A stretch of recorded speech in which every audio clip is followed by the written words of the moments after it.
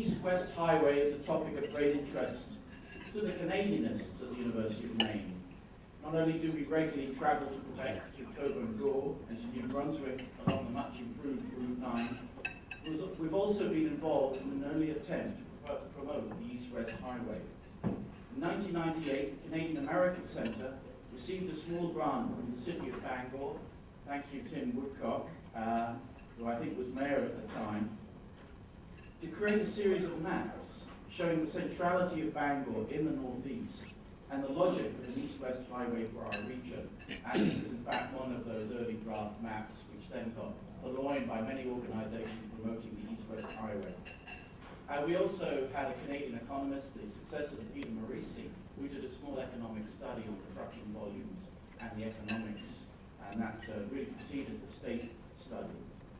Well, we were quite proud of this foray into Maine boosterism, but it was only when I started research for the Historical Atlas of Maine that I realized that our efforts had been preceded by a similar map produced many years earlier. Rustling about in the Centre archives, I came across a publicity flyer, and here it is, I photocopied it. And it says, a proposed highway across Maine connecting Quebec and the Maritime provinces. An international Atlantic corridor road. A bright new idea for international development. At the time this flyer was produced, the governor of Maine was John Reed. Anybody heard of him?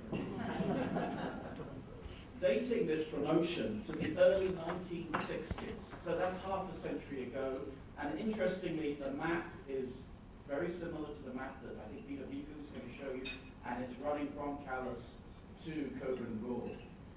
So with this historical context in mind, it's a great pleasure to introduce Peter Vigue, Chairman and CEO of Cianbro. As I'm sure all of you know, Cianbro is one of the success stories of the Maine economy, and particularly the Bangor Brewer area. And we're especially pleased he could be with us for this conference. As many of you know, Peter Vigue has been a leading advocate for improving the transportation infrastructure between eastern Canada and northern New England. And I'm sure we all want to hear what he has to say. Peter.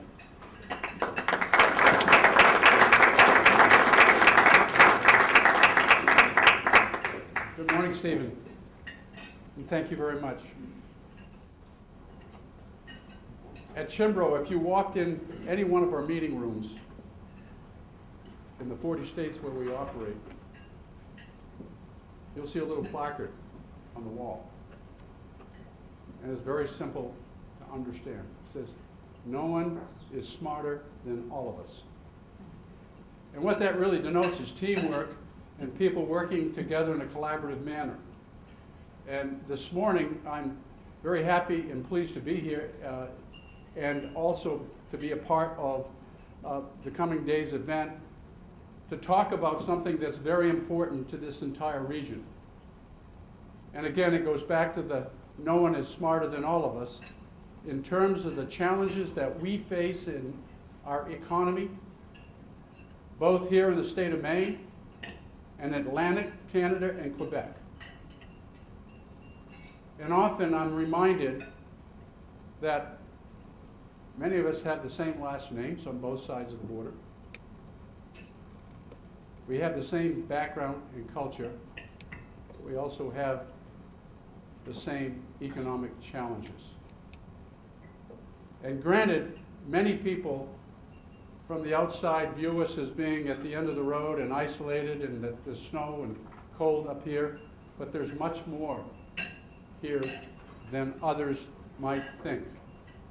And it's the desire and the willingness of people to work together, and that's reflected here in this meeting this morning and what happened here yesterday as well, where Canadians and Americans come together and work on a common issue to see if we can enhance the economy and the capability of working with one another. Some weeks ago, months ago actually, I was in Washington and I met with the former Secretary of Transportation. His name is Rodney Slater under the Clinton administration. Many of you may know who he is. He's a very competent, capable man, well respected. And still to this day, even though he's not part of any administration, he works on transportation-related issues throughout North America and outside of the U.S. I made a presentation to Rodney Slater and a group of folks with the firm that he now represents. And Rodney Slater said to me, "I'm embarrassed." He said, "I was the Secretary of Transportation under the Clinton administration, and one thing I have just come to realize and understand is that the state of Maine, New Hampshire, and Vermont have no east-west highway." I'm embarrassed to tell you that because I thought I knew everything about transportation in the U.S., and I don't. You see, all of the highway systems that we have, and I'm going to fast forward here, and I'll come back. In Maine, New Hampshire, and Vermont are north-south highways. There is no east-west connection that connects our states to the heartland of the United States. Rodney Slater saw it. And he saw our plan to connect to the existing thruway system. And the only difference is it's on the Canadian side of the border of New Hampshire, Vermont, and New York, and connects directly, the most direct route, to the heartland of the United States.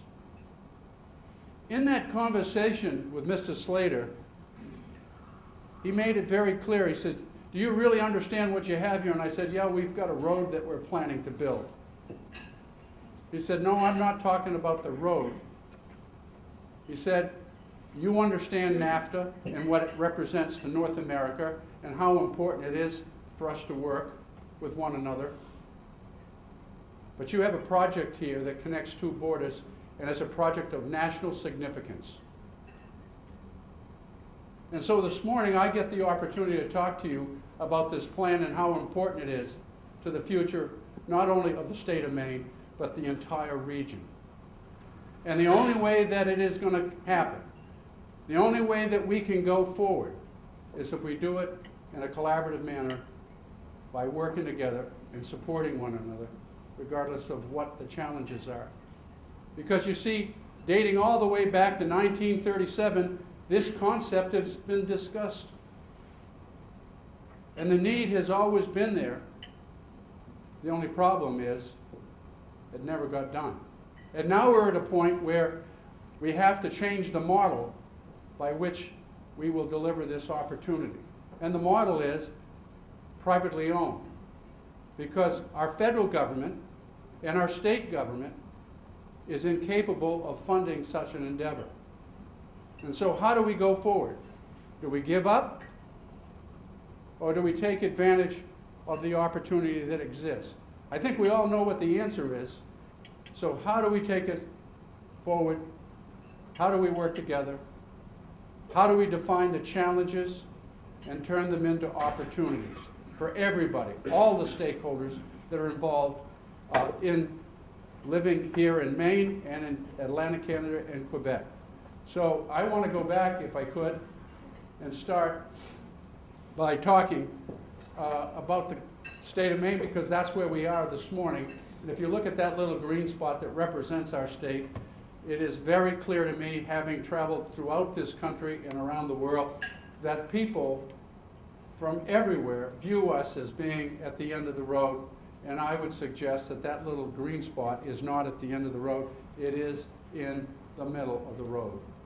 And so that red line, which represents our border, was created by us. But North America is one. And we can't forget that. And why is it so important for us to understand that? Is that we are significant trading partners with one another. Any way you want to measure it. Your exports in Canada and our exports in Maine are very, very significant. We work and trade with one another constantly. How do we take advantage of that on a much greater way than we have in the past. How do we pass this opportunity on to the generations that come after us? And so I'd like to throw this up because this represents, and I saw in the paper this morning that there was reference made by the governor's office that the Canadian companies represents over 50% of our trading activity here in the state of Maine. Pretty significant. I'd say we're partners, wouldn't you? Partners. And so these are some of the companies that are representative of the investments here in Maine. Amera, Irving Oil, Oxford. A lot of people don't know who, I know there's people from Atlantic Canada here, so I know you know who John Bragg is and Oxford Foods. Oxford Foods is a major contributor to the economy in Washington County, and John Bragg is the blueberry king of the world and has enhanced and made significant investments in Washington County with his blueberry processing facilities. Irving Wood Products, the Forest Products Company, the McCain Organization, Brookfield, and TD. And I know, thank you very much, TD, for sponsoring this event here today and yesterday, and we appreciate that. So when we look at the map and we look at what's going on in the future globally in terms of trade, it becomes very, very clear that we can be a major contributor to the activity in global trade. The green and orange arrows, orange representing Long Beach, California area where the majority of the containers come in to the United States on the West Coast today. And then the activity where the green arrow goes through the Panama Canal, and many of us know that the Panama Canal is being widened, yet it will not take these large post-Panamax ships after it's rebuilt. As we speak, ships are being built, and some have been built, to bring container ships through the Suez Canal. These ships, just to give you an indication of how large they are, 20,000 containers each vessel, 20-foot containers.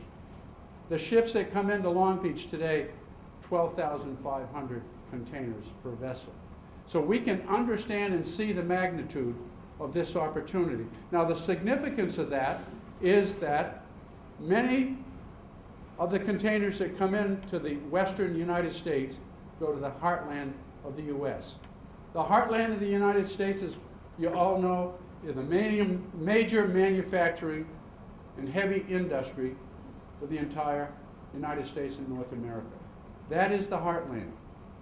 And so those containers come via the West Coast for the most part today, and that is about to change.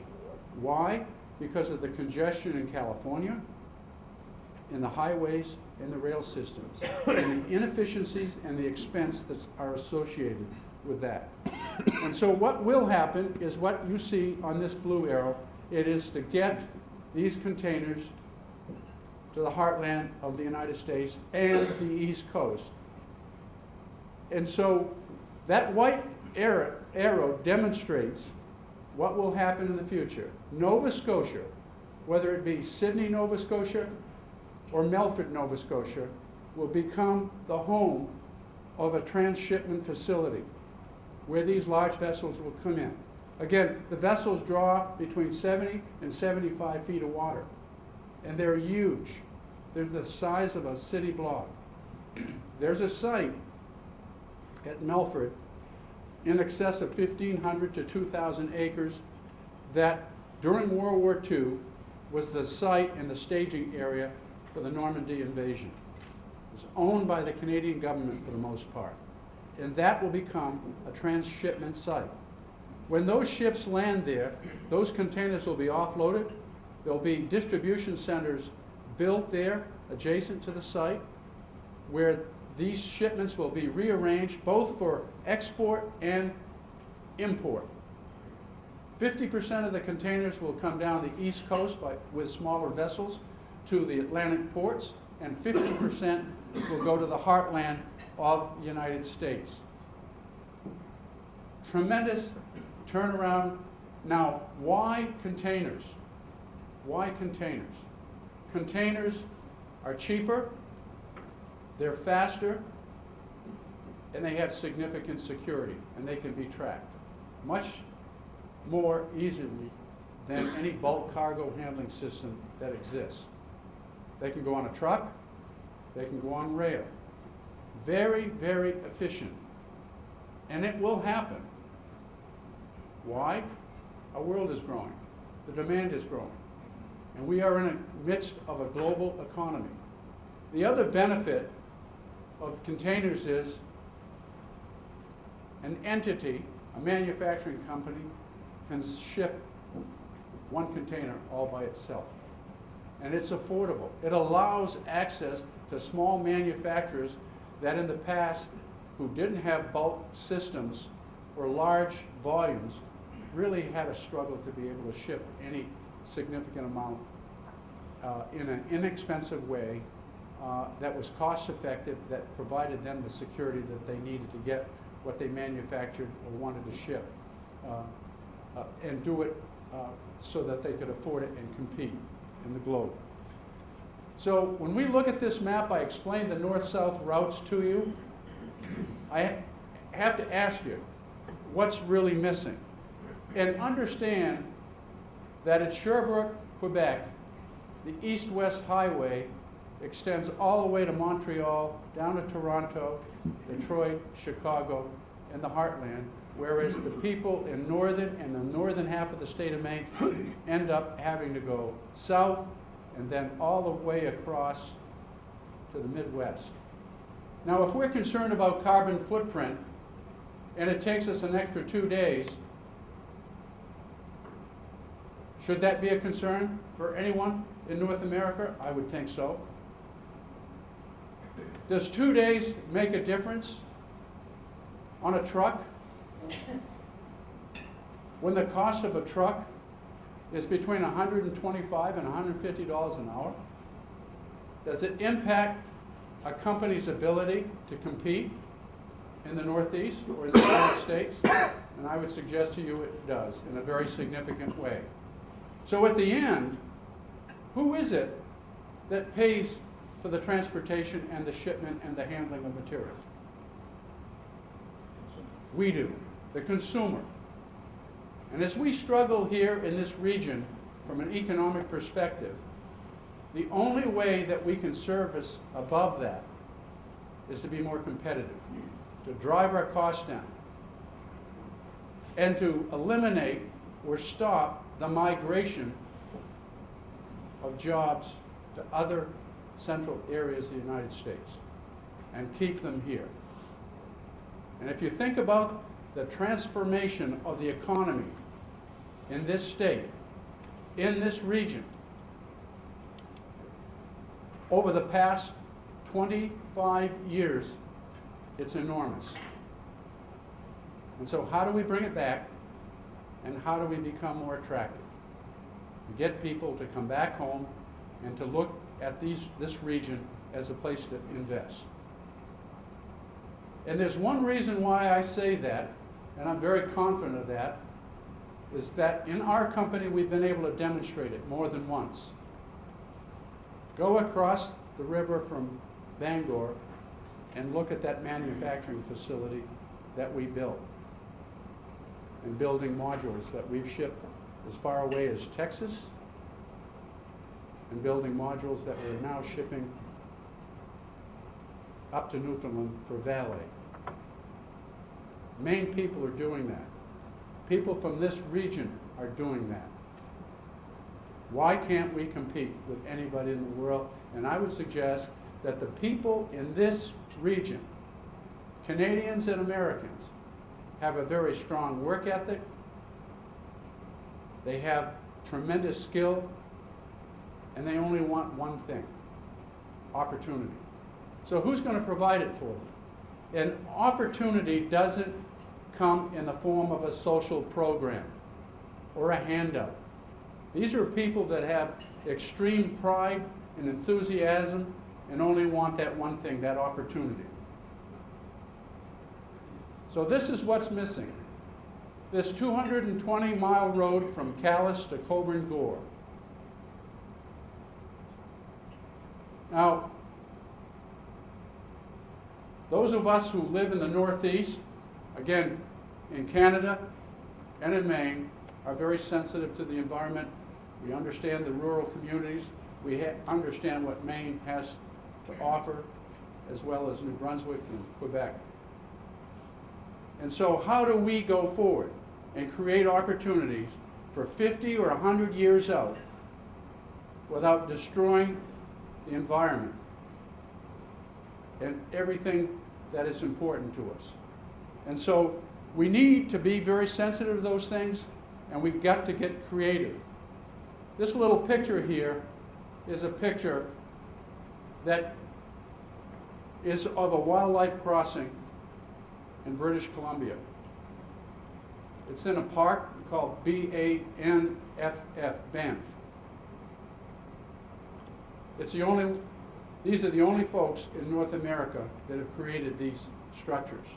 We couldn't find anything in North America like that. There's been some competition in Colorado for designing these things, but nothing has been built. We believe that we can demonstrate to the environmental community, to the people in this state and outside of this state, that we can provide for the future economy in this entire region by building creative approaches to solving these environmental challenges that we all face. So we have every intent of being sensitive to that, but at the same time, if you look at the state of Maine, for instance, and you look at all of the utilities that exist, the transportation routes that exist that date back well over 80 years, it looks like spaghetti. It's like this. Whether it was a highway, a major utility from an electrical transmission entity, to a gas line, even water lines in these communities. Each one of those entities in the past has gone out, for the most part, and acquired their own right-of-way, did their thing without collaborating. So if we fast forward 50 or 100 years, how challenging will it be for this state to create right-of-ways? How challenging will it be to advance ourselves if we haven't planned for the future? And that's why we're not just looking at a transportation corridor, we're talking about a utility corridor that will satisfy the needs of this state well into the future, so we have the connectivity that we need, not only within the state of Maine, to our neighbors to the east and the neighbors to the west. If we don't plan this, again, we will isolate ourselves and make it more and more challenging for the future. Because again, who pays for these right-of-ways when they're created? We do, the users. And we further challenge ourselves in our ability to compete. And so I believe that it is incumbent on us to make good decisions going forward so that we plan well into the future. That will allow us to be more competitive. So the East-West Corridor vision is very simple. Provide economic opportunity and vitality to Maine, the Maritimes, and Quebec. Develop long-term transportation, utility, and communication corridor. Create environmentally sensitive wildlife crossings as an example. And also, Maine becomes the Northeast trade gateway because we are in the middle. Why is it important to Maine? Well, it improves connectivity to central US, Canada, Maritimes, to Europe and Asia, and it fills our hollow middle, east, west, and north. Now, I spent some time in this state. I was born here. That was a long time ago, by the way, and I have traveled this state probably as much as anybody. And I can remember in 1965, how many years is that? A long time ago, right? I spent the summer building a road between Milo and Bronville. working for a company out of Calais, Maine. Brownville Junction was a robust community. Unbelievable amount of activity. Go there today and see what's left. See what's left of a rail yard. That today, if you had to replicate it easily, would cost $100 million. Great potential site for intermodal activity. Milo, go there. Go to these small communities, and this is what you're going to find. Schools, roads, sewer, water lines. The entire infrastructure is there, but it's underutilized. And people are leaving because there's no economic activities, there's no hope, there's no jobs. And what do? They go to southern Maine or they leave the state. And when they go to southern Maine, they go there to get a job. Not that they want to leave their communities, but they go to southern Maine. And if you study the state's budget and expenditures, you'll clearly see the expenditures for infrastructure in southern Maine and the demand that it brings for financing to the state. Go to the Portland, Maine area, Cumberland County, even Androscoggin County, York County, and see what a $250,000 home buys you. When you can go to any one of these small communities and buy the same home for $60,000. Ladies and gentlemen, we're smarter than that. We're more capable than that. People want to live here, and they can't afford to because there's no economic activity. So ask yourself, how long will it be before the southern part of the state of Maine will be supported or supporting the northern half? How long? It's sad. And we're better than that. And I can clearly communicate to you today that in this state, I've never known of a strong economic strategy or plan.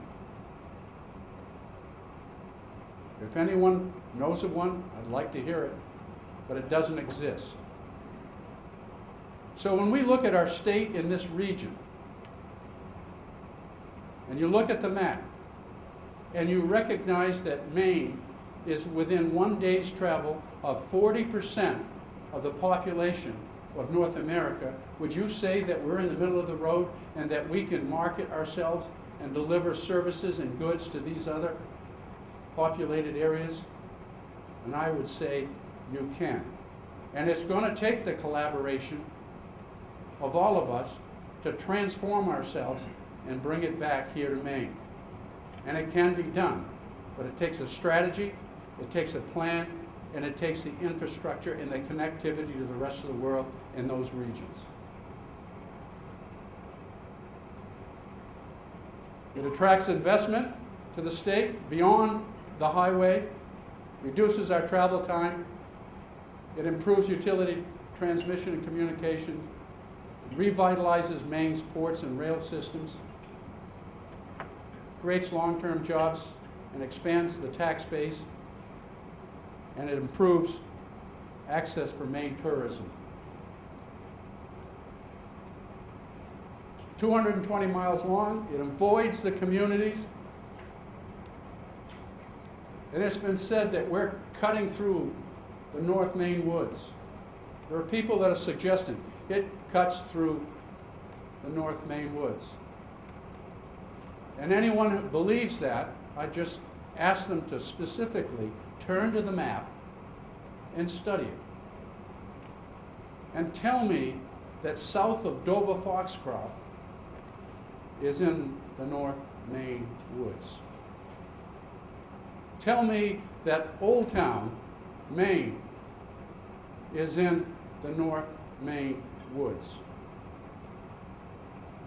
Tell me that Eustis is in the North Main woods, because it is not. And so one suggestion is, don't be fooled. Don't be fooled. We are as sensitive to this environment we live in, the communities that we want to serve, as anyone would be.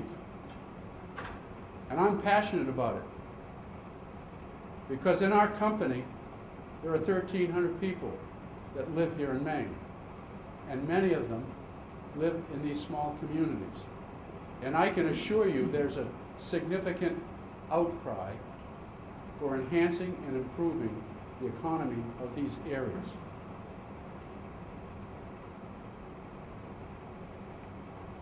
Uses existing rights-of-way. Stud Mill Road is an example.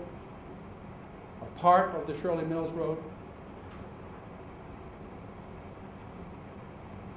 Part of the Lower Enchanted Road. The highway will be funded and privately owned. Canadian weight limits, tandem trailers, and again, most of all, it improves connectivity to rural communities in the northern half of the state. So, what I'm here this morning to communicate is, why not Maine? Why not? Why can't we compete? Why can't we succeed? Why can't we transform this great state of Maine in the northern half to become, again, a major economic player in the entire region? It will take all of us. It will take a tremendous plan and collaboration between the business community, our government here in Maine, and the educational community here in Maine as well. It will take all of us if we're to turn this state around in the coming years. Thank you very much.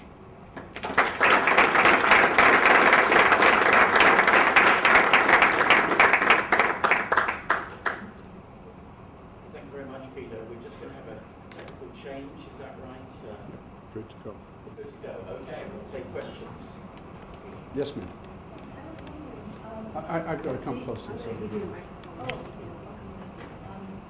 My question is, if it is, the highway's going to be privately built and privately owned, will it be privately maintained?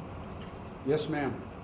It'll be privately maintained, and I don't know if anyone knows about the Maine Turnpike as an example. That's privately maintained via the tolls that are received there. And also, any police activity, snow plowing, all of that, that is paid for by the tolls.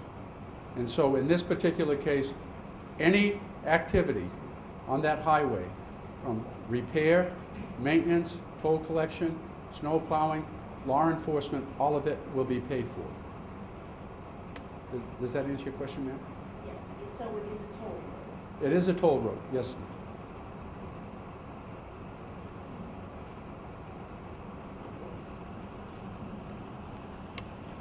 Hello, Vigue.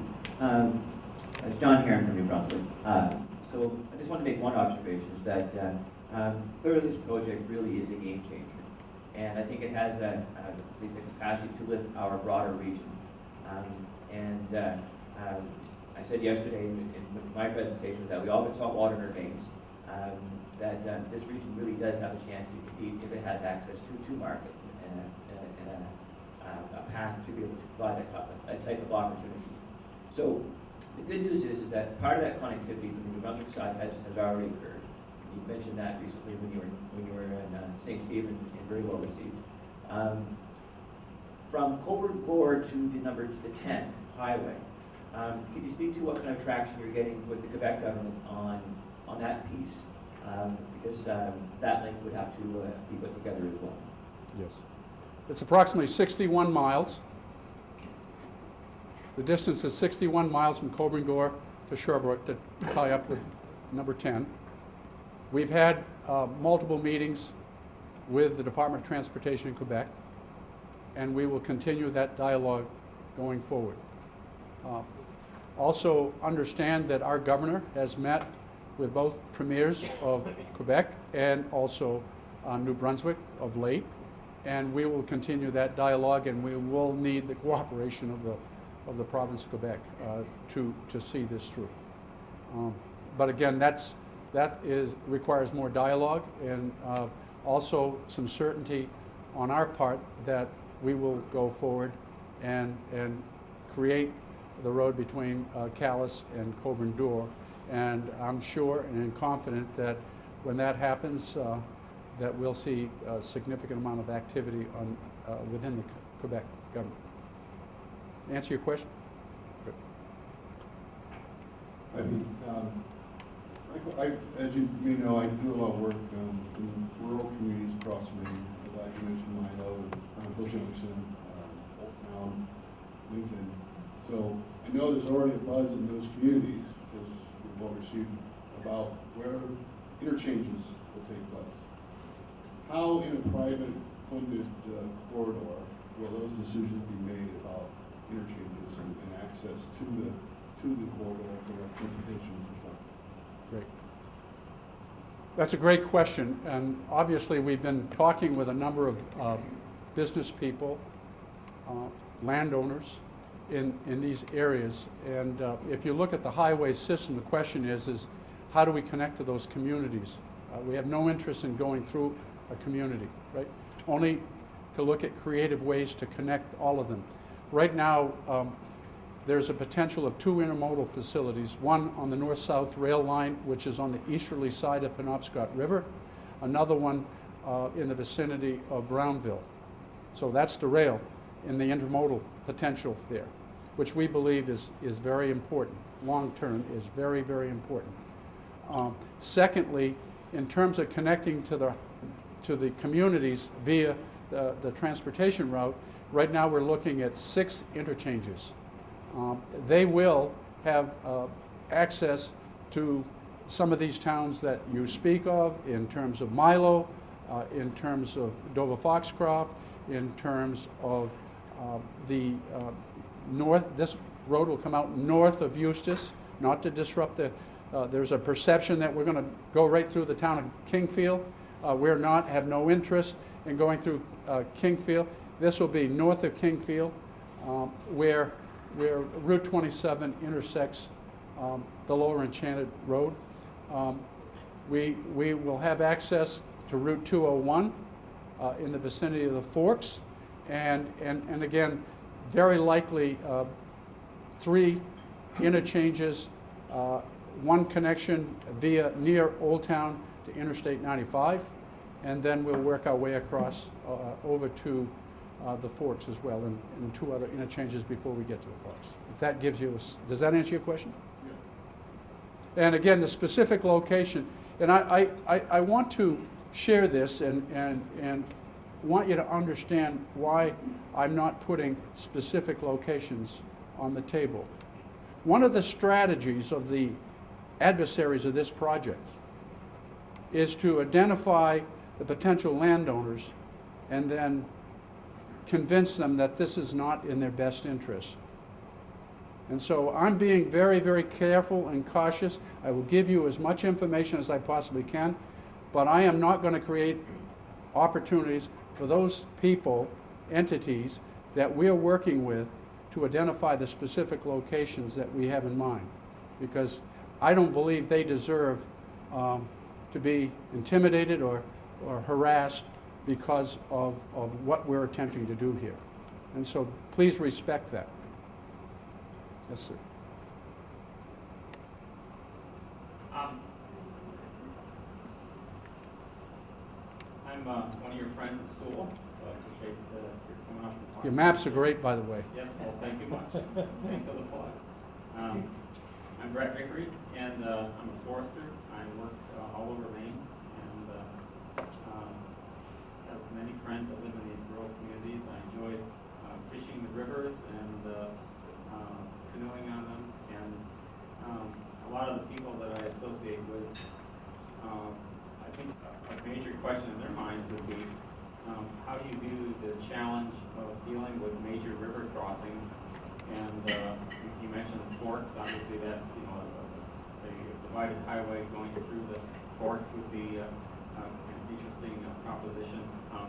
But just in general, what are your thoughts about just overcoming the environmental and social hurdles of major water crossings?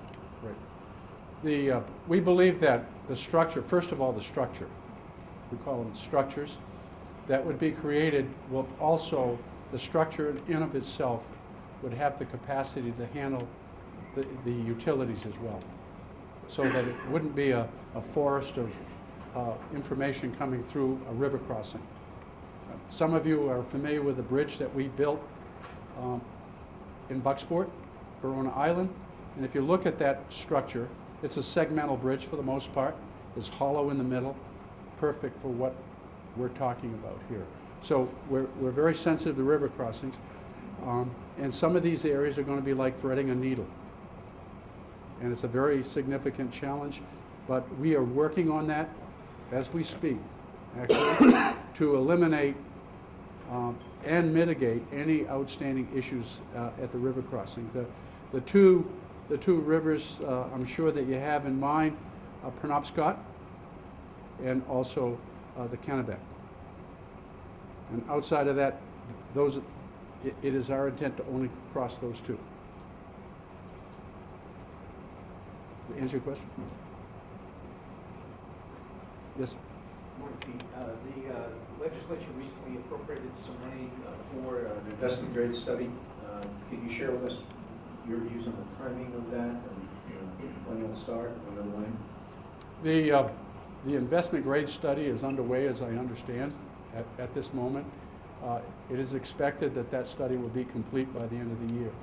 Our overall schedule for this project, once that study indicates that this is the best thing for Maine and we can go forward, then we expect about 2 to 3 years, very likely 2 would be optimum, but it's highly unlikely that would happen, that we could get the permits within a 2-year period of time. So 3 years for design and permitting and another 3 years for construction. So best case, 2013, we can start that process of permitting and design, and which will take 3 years, and then another 3 years beyond that. So a total of 6 years before we'd see any significant amount of open highway going forward. That answer the question? Yes, sir. Yeah, I was wondering, your presentation is very good at detailing the benefits for trade moving from to Moving across. And I was wondering, can you give a similar kind of detailed presentation, or will there be one, about how the individual communities in Maine can benefit from that economic opportunity? Right. And I wonder if something is going to be built into the planning to sort of encourage that kind of economic development in those communities. Sure. It's quite simple. And if you go back and you talk to people in these communities, and I've spent some time in Milo and Brownville, I've spent some time in Old Town and talked to a number of these people. If you go and you interview these people and you ask them simply, why did you lose your businesses? If you remember and go back to Georgia Pacific in Old Town, and you talk to those people, or you read the accounts that are in the newspapers as to why they left, they'll tell you specifically why they left, and it was the isolation and the lack of transportation, particularly to their marketplaces and the proximity to the market. And we lost to New York because they were better connected to the Midwest than we were. We were very isolated. That's Georgia Pacific and Old Town. Now granted, we've got Old Town Fuel and Fiber up there. I think the number is about, what, 1/3 of what it was. It's 300 versus 900. Now, that's a big number, and it impacted this region. If you go and you look at what's happened in the Dover area, one of Maine's most significant manufacturers that had a tremendous brand, Moosehead, is no longer. It's gone. Where's their market? It's not here in Maine. How would they connect? And you'll find that go to Guilford. And I don't know, does anybody understand what's happened in Guilford of late? Can anybody relate to this? Interface. Do we know who Interface is? Interface does a great job. And I like their product. Interface makes, we don't have any here, but they make carpet. They make carpet squares. They make carpet squares that are made out of recycled material. Plastic bottles. Right? Are they in Guilford anymore? They sold their interest there. When they sold their interest, what happened to the number of jobs in Guilford? What happened to their facility in Newport? Facility in Newport's gone, isn't it? And what's the number of jobs? So you go there and you say to these people, why? And they cannot compete. The labor, they'll talk all day long about the competency of the labor in the workforce, but they will debate the transportation and the isolation. And so by having that and having a plan and also promoting the plan about the economy is an enormous opportunity. Now, I'll give you an example. And this is something that's very passionate to me, and it's very simple. There's one word that describes any business that is going to invest in the long term, and it's called sustainability, right? When we look at our businesses, we try to create opportunity that's sustainable. How do we keep it going? So let's look at this state. I brought up the fact that we are within 1 day's travel of 40% of the population of the Northeast. 1 day. One thing that is sustainable, I'm very confident, as long as there's people on this good earth and in this country, is they have to eat. Agree? Okay. Look at this state's landmass, and then look at some samples of how we're competing for food. Anybody been to backyards in Madison? Pretty isolated community, right? Backyards? They're going to put another 10 acres under roof and grow vegetables there, not just tomatoes. Why? Got to eat. Creates opportunity. So let's fast forward. And let's go up in Aroostook County. The #1 broccoli producer in North America in the summer is who? Anybody tell me? Smith's Farms. Unbelievable. So let's just replicate that over and over again. The test project by Libra Foundation up in Aroostook County, they're employing a number of farmers to grow grain, alfalfa, under the name of natural beef. They're growing beef in Aroostook County and trucking it to the Midwest and Pennsylvania for processing. Do you know what the beef sells for? Anybody? $15 a pound, retail. Can we compete in the food business? Farming is an honorable profession. And we can use multiple examples of that in this state. So if we want to talk about Maine and its brand and how to promote ourselves and leverage our position in the marketplace, just think about it. Go to New York City. Stand on any street corner from 8 o'clock in the morning till 4 o'clock in the afternoon for 1 hour, and I'll place a bet with anybody in this room that within an hour, you'll see at least one Poland Spring truck.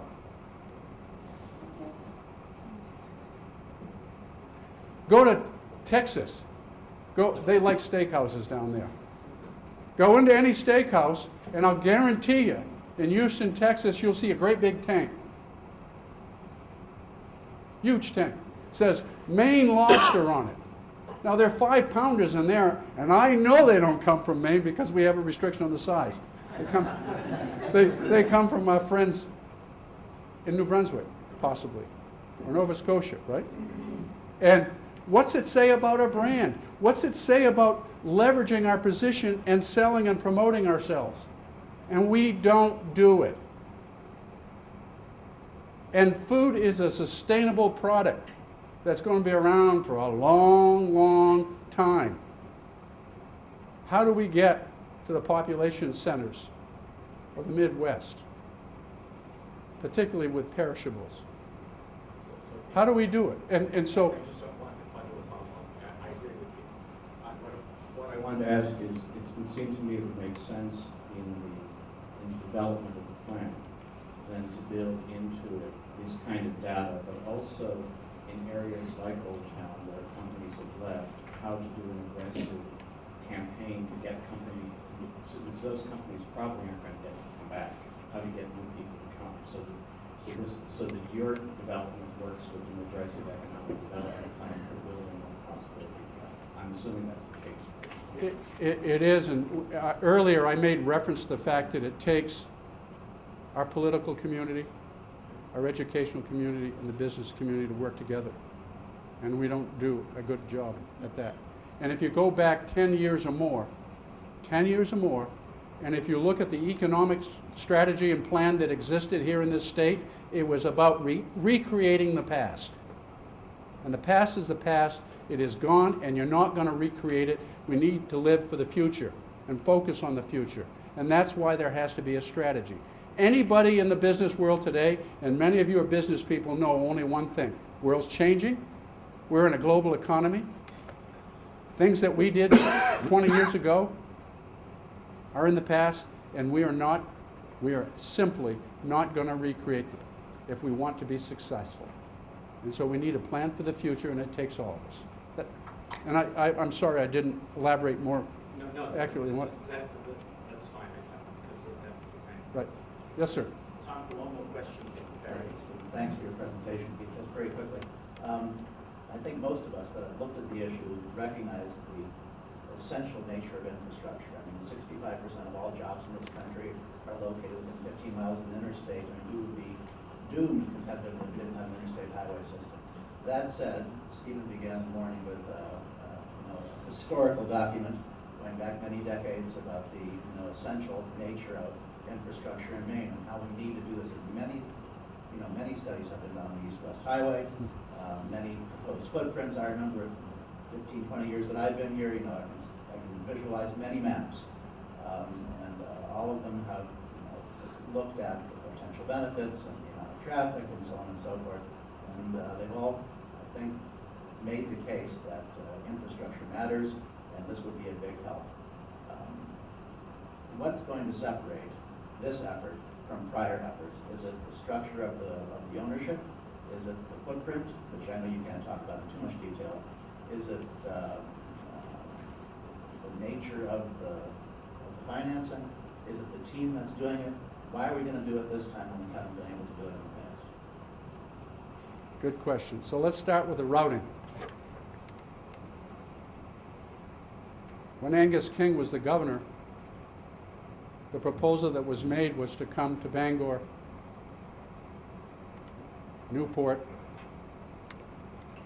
come across over to Skowhegan, and up Route 27 to Coburn Gore, right through the middle of Kingfield, and adjoining the Carrabassett River. Not such a good plan. Routing is everything. Routing is everything because you've got to minimize the cost, minimize the social impacts, the environmental impacts, to minimize the cost so you can in fact afford it. And then again, it's going to have to be privatized. The 3P process that exists around the world as we speak is a concept for delivery when governments can't afford, public-private partnerships, when governments cannot afford or have the capital resources to fund such an effort. And so the state of Maine and other states, actually other countries, have a lot of things to worry about in addition to economic issues. And so I'm at a point in my life and in my career, I'll be 65 this year, not far from now, and I've had good fortune and great opportunity. I can tell you there's a lot of people that don't enjoy all of what we enjoy. And it's really tough to go look them in the eyes and be honest with oneself and say, you know, what is my total responsibility? And I know what it's like to be in their shoes because that's where I came from. And so, in this particular case, I have no interest in giving up, and I will work until we see this through, no matter how long it takes. And I know that there are people that feel the very same way as I do, who have succeeded in their careers and had opportunities, and understand that they have a responsibility to give back from which they take and provide the generations that come after us with the opportunities that we've been blessed with. And it's that simple.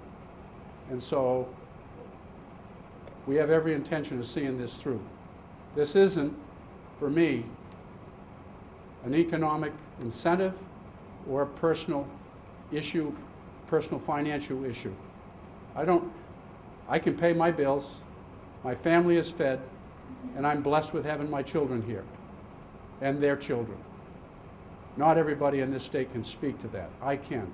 My kids went away and they're back, and I'm blessed. I know other people that want that same opportunity.